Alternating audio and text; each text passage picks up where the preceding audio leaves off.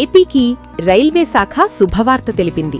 రాష్ట్రంలో కొత్తగా 6 రైల్వే లైన్ల నిర్మాణానికి అడుగులు వేస్తోంది. ఈ మేరకు ఇప్పటికే ప్రతిపాదనలు చేయగా త్వరలో సర్వే చేపట్టనుంది. ఈ రైల్వే లైన్లు అందుబాటులోకి వస్తే ఏపీలో రైల్వే కనెక్టివిటీ మరింత పెరగనుంది. ఏపీలోని ఇతర ప్రాంతాలతో పాటు తెలంగాణకు వెళ్లేందుకు కొత్త మార్గాలు అందుబాటులోకి వస్తాయి. పల్నాడు జిల్లాలోని మాచర్ల నుంచి తెలంగాణలోని గద్వాల్ వరకు కొత్త రైల్వే లైన్ కోసం ప్రపోజల్సు సిద్ధమయ్యాయి. ఇక నెల్లూరు, రాజంపేట మధ్య కొత్త రైలు మార్గం నిర్మించాలని భావిస్తున్నారు.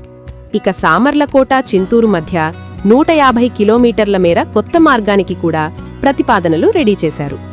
కళ్యాణదుర్గం, అనంతపురం మధ్య 58 కిలోమీటర్ల కొత్త రైల్వే లైన్, గూడూరు, దుగరాజపట్నం మధ్య కొత్త లైన్కు రైల్వే శాఖ ప్రతిపాదనలు సిద్ధం చేసింది.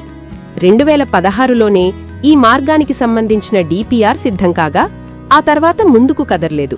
ప్రస్తుతం Dugarajapatnam greenfield port ship building unit నిర్మాణం జరుగుతుండటంతో కొత్త రైల్వే లైన్పై మళ్లీ కదలిక వచ్చింది. ఇక హైదరాబాద్, మార్కాపురం కొత్త రైల్వే లైన్పై కూడా రైల్వే శాఖ ప్రతిపాదనలు సిద్ధం చేసింది. ఇది శ్రీశైలం మీదుగా వెళ్లనుంది. హైదరాబాద్ నుంచి శ్రీశైలం వెళ్లేవారికి ఇది ఉపయోగపడనుంది. శ్రీశైలంకు తరచూ హైదరాబాద్ నుంచి వేల మంది వెళుతూ ఉంటారు. వీరికి రైలు ప్రయాణం అందుబాటులోకి రానుంది. ఇక మాచర్ల, గద్వాల్ మధ్య నిర్మించే కొత్త రైల్వే మార్గం కీలకం కానుంది. తెలంగాణ, కర్ణాటక నుంచి ఏపీలోని పోర్ట్లకు అనుసంధానం ఉండేలా దీనిని నిర్మించనున్నారు. దీనివల్ల సరుకు రవాణాలో వేగం పుంజుకోనుంది.